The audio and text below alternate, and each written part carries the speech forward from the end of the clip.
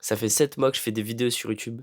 J'ai appris plein de trucs durant ces 7 mois et putain, qu'est-ce que ça m'a changé la vie.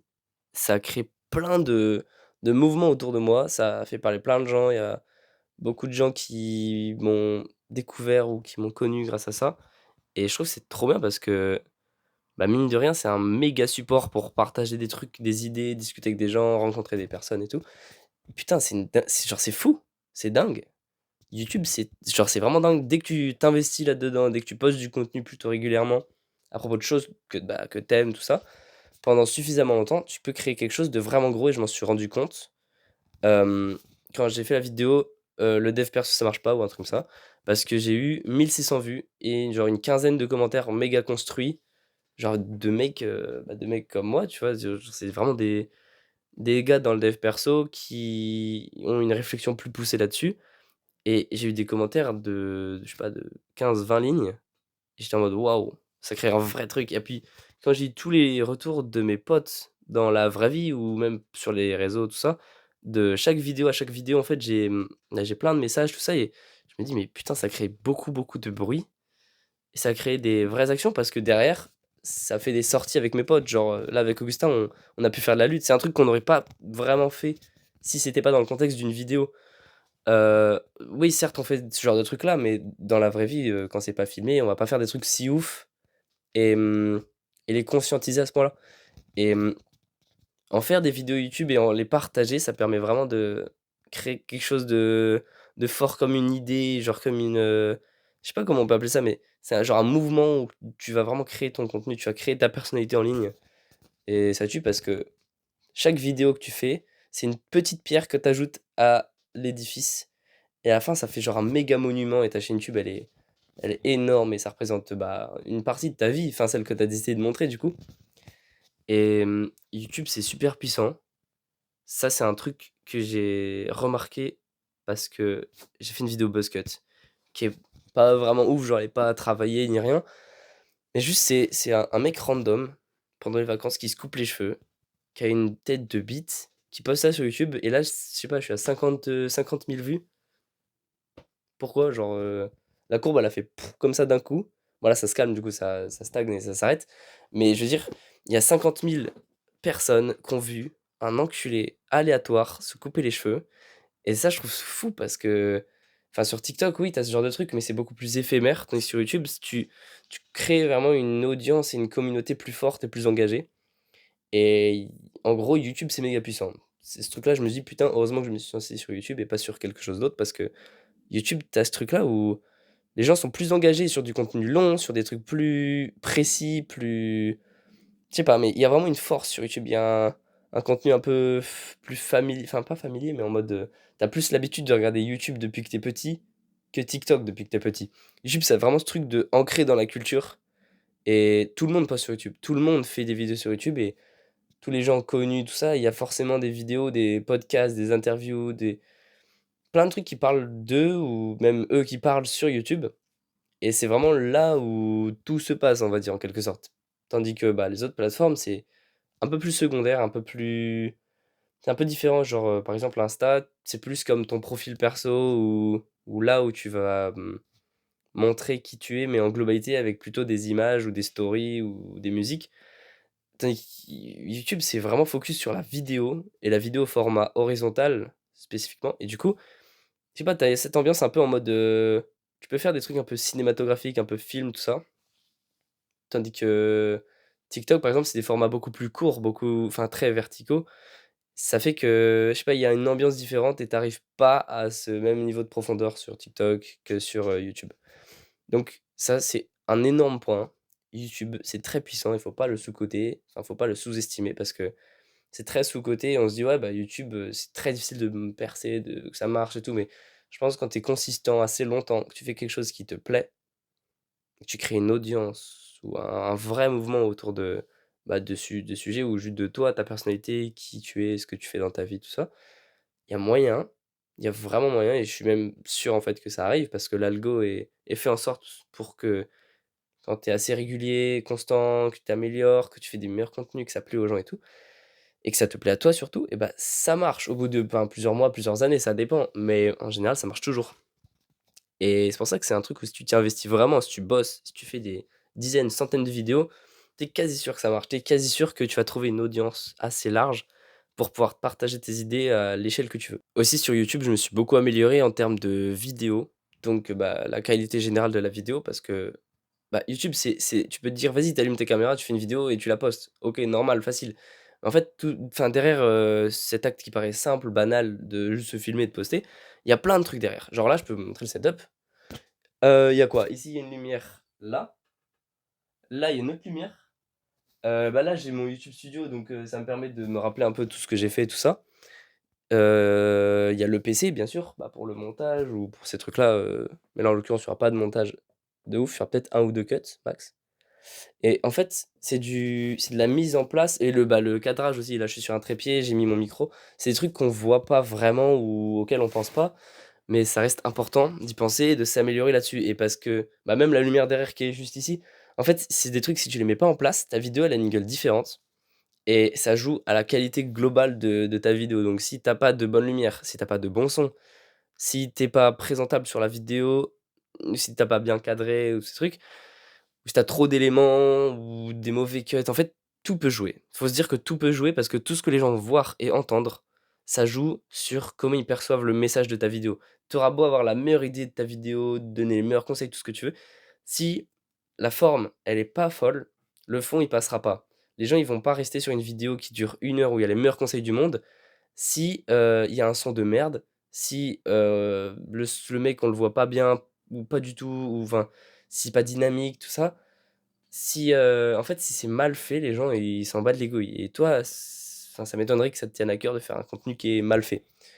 Donc tous ces trucs-là que tu mets en place, bah, je les ai pas mis au tout début. Enfin, j'étais en mode: «Vas-y, j'allume ma caméra, je me casse pas le cul et c'est bon, je poste la vidéo». Sauf que peu à peu, j'ai demandé à mes potes, surtout Clément qui m'a beaucoup aidé. Merci Clément, tu es mon gars sûr gros, tu m'as trop aidé. Je lui ai demandé de me faire des feedbacks sur les vidéos, de me dire concrètement qu'est-ce que tu en penses? Bah, de ce que je parle, de la vidéo en elle-même, qu'est-ce que je peux améliorer visuellement, tout ça et avec ces feedbacks, tous ces retours qu'il m'a fait, ça m'a permis d'améliorer de vidéo en vidéo. Donc là, je vois par exemple, je vais essayer de vous montrer là. Je sais pas si on voit bien. Si, on voit pas mal.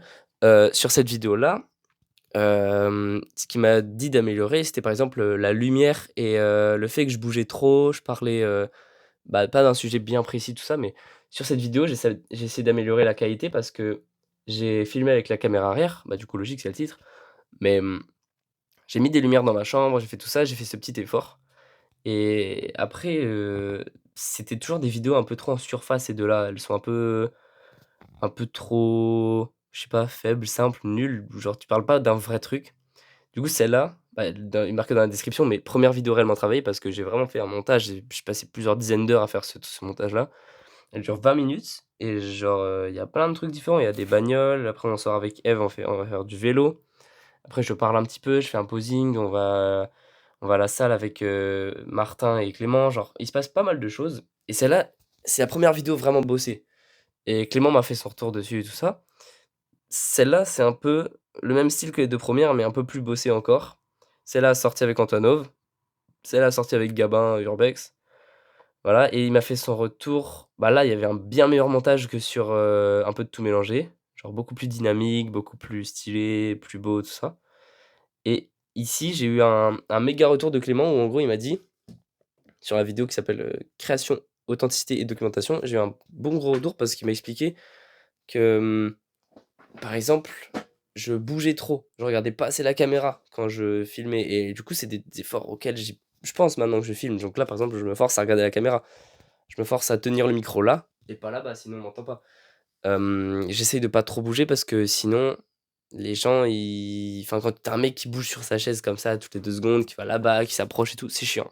C'est méga chiant. Tu l'impression que le mec sait pas se tenir en place et c'est un problème que j'ai encore un peu, mais que j'essaye, de conscientiser pour y faire gaffe et pour essayer que ça gêne pas trop sur la qualité de la vidéo au final. Après j'ai fait la vidéo, j'ai arrêté le dev perso et bah, là pareil, il m'a fait son méga retour et à chaque fois qu'il me faisait son retour et que toutes les autres personnes me faisaient des feedbacks, donc ça peut être tous les gens de mon lycée, tous mes potes ou même des gens que je connais pas beaucoup ou pas du tout, qui m'ont donné leur avis, tout ça, je vous remercie vraiment. Genre vraiment merci beaucoup parce que grâce à vous, j'ai pu step up en termes de qualité. et proposer un contenu plus pertinent ou tout ça. Donc tous les conseils que j'ai reçus, bah, je les ai forcément écoutés. Je les ai pas tous appliqués parce qu'ils sont pas tous bons à prendre, mais je les ai tous pris en compte et rien que d'y penser régulièrement et de te dire: «Ah ouais, c'est vrai que sur cette vidéo, quand tu la regardes, tu te dis: "Ah putain, ouais, c'est vrai que je m'exprime pas bien" ou alors je vais trop vite ou trop lentement ou je sais pas de quoi je parle réellement" ou voilà. Mais tous ces trucs-là, tu les refais, tu les réapprends. Tu essaies de t'améliorer continuellement, en fait, au fil de chaque vidéo et la qualité, elle step up, mais de ouf et c'est comme ça que tu arrives à des vraies vidéos, c'est au bout de plusieurs dizaines ou centaines de vidéos où tu fais des vrais contenus bien, propres.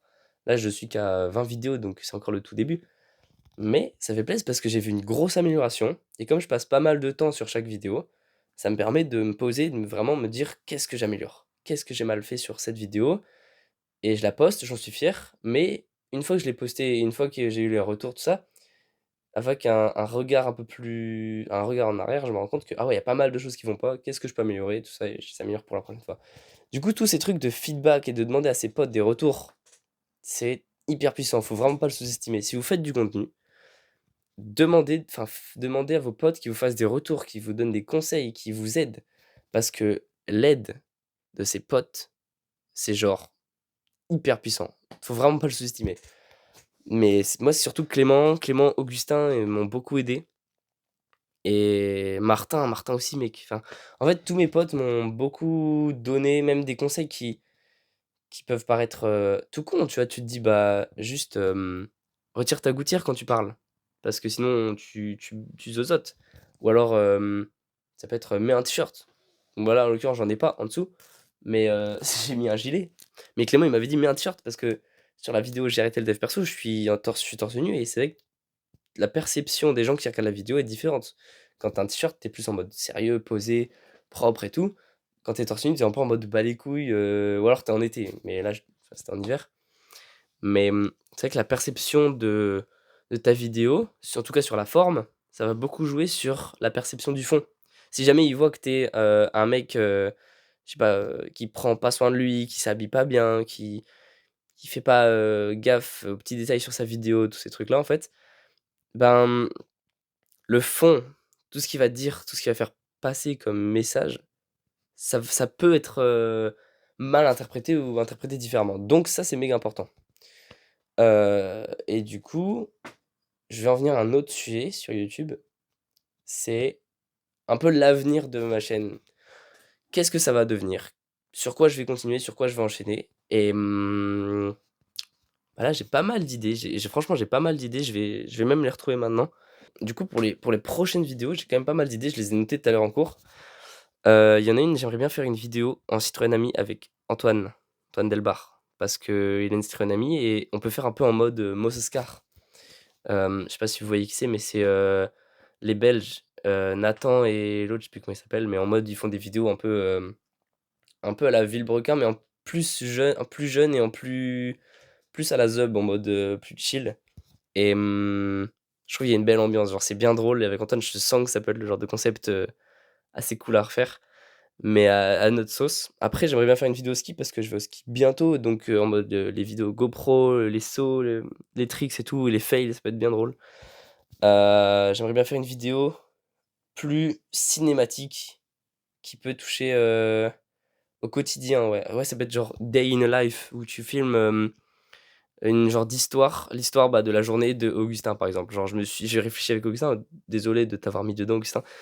Mais je pense que ça pourrait faire un truc très stylé où tu filmes des plans plutôt cinématographiques avec une belle colorimétrie, des beaux trucs, des beaux plans, sur, bah, quand il se lève, quand il fait son déjeuner, quand il va à la salle, quand il révise, tous ces trucs-là et tu filmes son environnement, tu mets dans l'ambiance avec des sound effects, des belles musiques, des trucs comme ça et tu crées une belle ambiance autour du quotidien d'une personne. Et je trouve que ça peut être hyper assez intéressant parce qu'on a plein de quotidiens différents. On vit tous de manière différente dans un environnement différent et tout.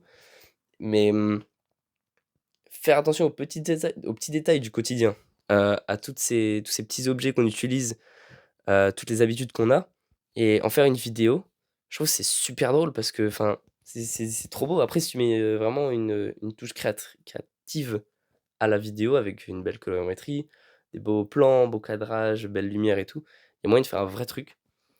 Après, il y en a une un peu dans le même style, ce serait, une vidéo où je me prépare. Genre, où je m'habille pour aller à la salle, par exemple, ou où je fais mon meilleur outfit ou un truc comme ça, mais avec des plans plus créatifs et un peu plus réfléchis ou des trucs comme ça. Mais enfin, c'est pas des trucs ultra intéressants, mais c'est juste des vidéos où je peux faire, où je peux m'améliorer sur, l'esthétique et le côté joli de la vidéo.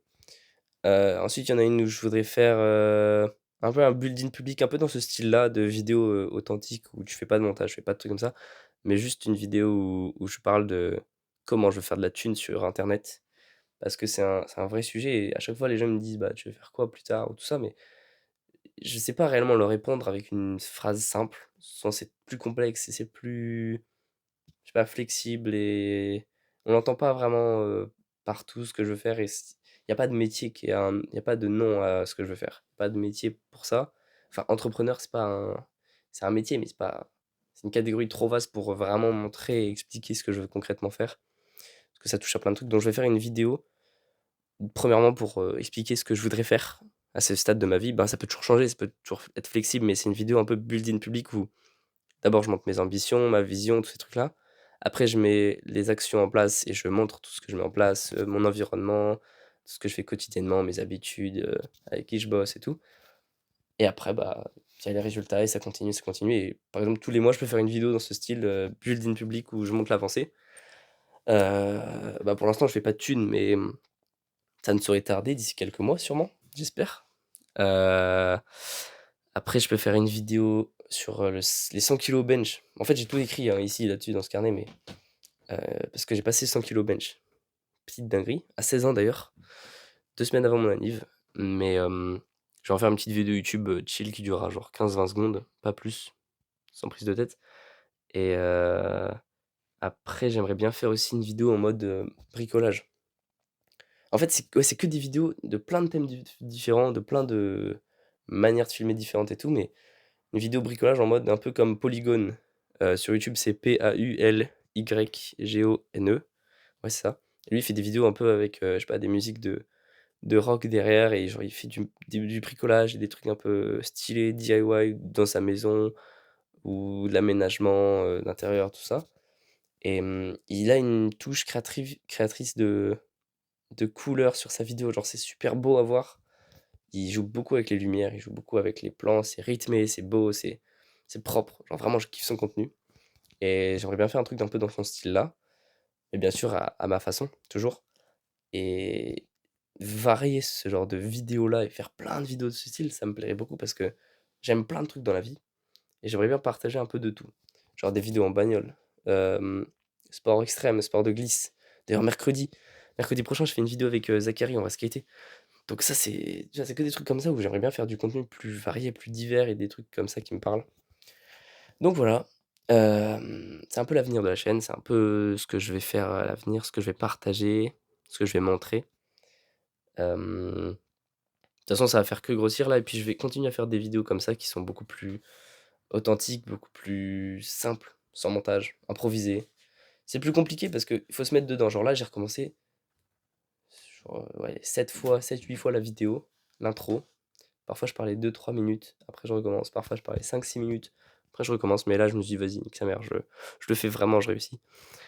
Et c'est chiant parce que des fois, bah, tu sais plus de quoi tu parles. Du coup, tu laisses un big blanc. Tu peux pas poster ça sur YouTube, genre.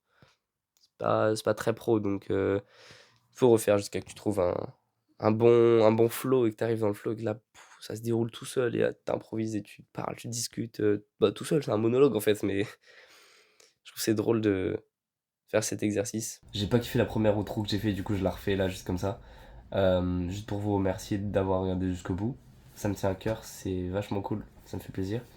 J'espère que vous avez appris pas mal de choses sur cette vidéo, que bah, maintenant vous savez un peu plus l'avenir de la chaîne, qu'est-ce que je vais faire dessus, bah, le début, comment ça s'est passé et l'évolution à travers ces 7 mois. J'ai adoré le process, j'ai vraiment trop kiffé et ça me pousse vraiment à continuer à découvrir d'autres manières de créer du contenu. Donc bah, j'espère que vous me suivrez dans cette aventure. Et sur ce, bah, passez une bonne journée, une bonne soirée. Salut.